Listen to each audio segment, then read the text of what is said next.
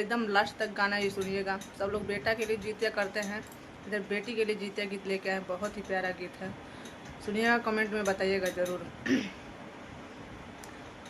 जाही को की बेटा जन्मे होई को की बेटी आता बेटी खातिर ना भूखल बानी हम जीवतिया ता बेटी खातिर ना भूखल बानी हम जीवतिया ता बेटी खातिर ना।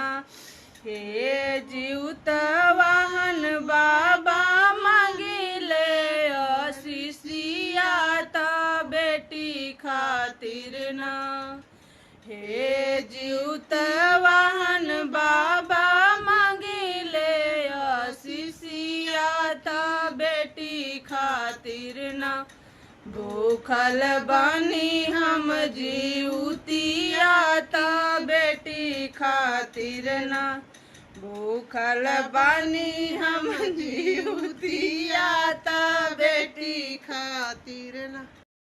देवा